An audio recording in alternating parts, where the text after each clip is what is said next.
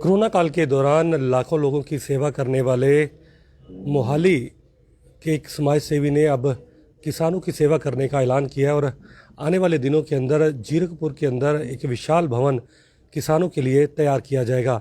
हमारे साथ खुद वो समाज सेवी आलमजीत सिंह मान मौजूद हैं, उनसे बातचीत करेंगे।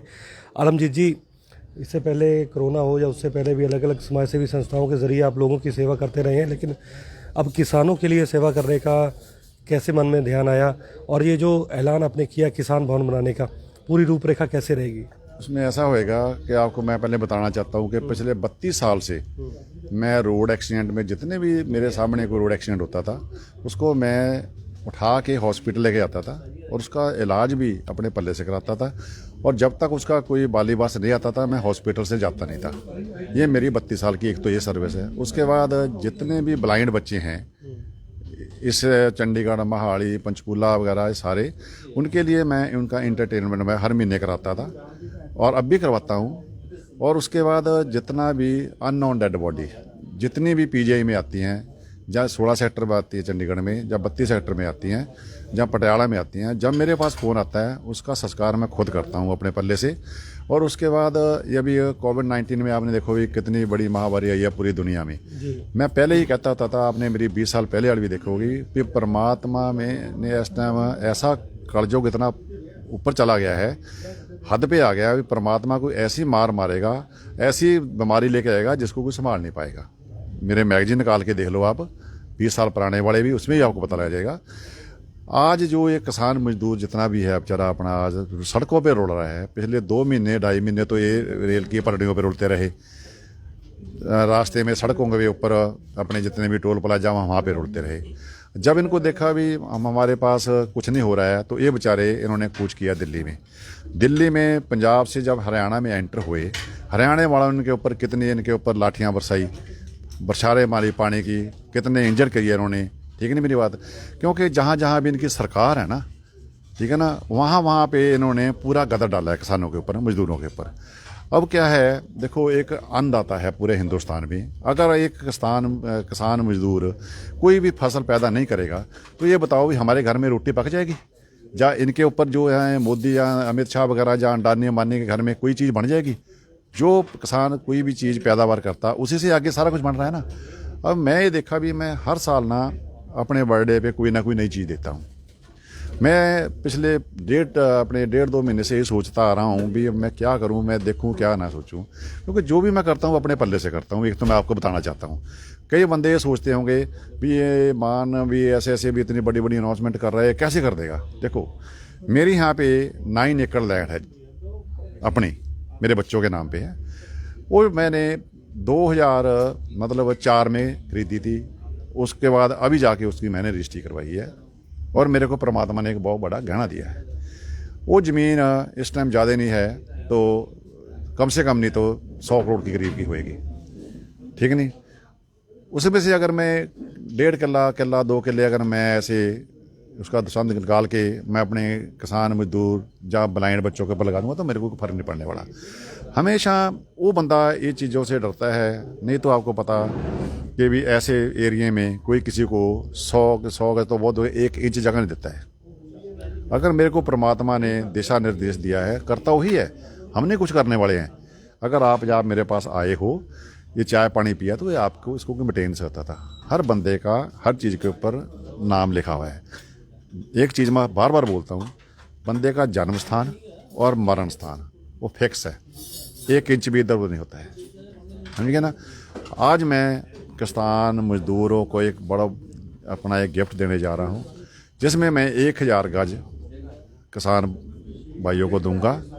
उसमें मैं हॉल बनाऊंगा 400-500 बंदे का, उसमें कमरे बनाऊंगा जिसमें कोई भी गरीब मजदूर किसान उसमें अपने बच्चों का कोई प्रोग्राम करेगा, उससे मैं कोई पैसा नहीं लूँगा और ना वो कमरे में आके ठहरेंगे तो ना मैं उसका कोई पैसा लूँगा। ये आज मैं करना तो परमात्मा नहीं है, आज मैं अनाउंस करने जा रहा हूँ। इसमें किसी भी टाइम मैं इसका मिल के अपने 2-4 मेरे जो और मेरे फ्रेंड हैं जैसे मैं सलाह ही लेता हूँ उनसे, पैसा मैं किसी से लेता हूँ, अभी बोल रहा हूँ मैं, ठीक है नहीं, उनसे सलाह लेके मैं इसको जल्दी ही फिर चालू कर दूँगा। मान साहब, जो आपने कहा कि जल्दी ये शुरू कर देंगे, कब तक इसको पूरा तैयार करने की योजना है?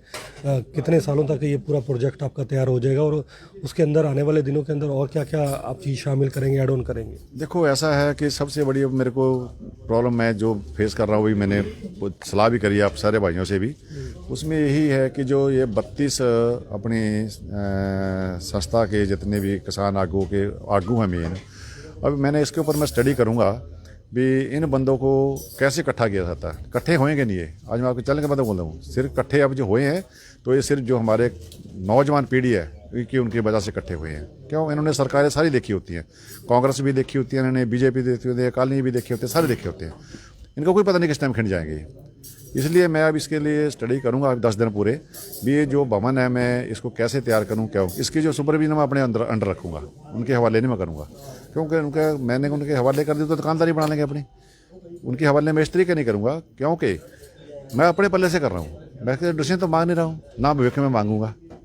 समझ गए ना? क्या कोई ऐसी कमेटी बनाई जाएगी जिसमें किसान नेता भी शामिल हों, खुद आप उसकी सुपरविज़न करें? क्योंकि अगर आप उसको सुपरविज़न करेंगे तो किसानों के सहायता के लिए कैसे मानी जाएगी? मैं बता रहा हूँ, उसका नाम भी मैं इसलिए मैं किसान भवन दे रहा हूँ। ठीक है ना मेरी बात?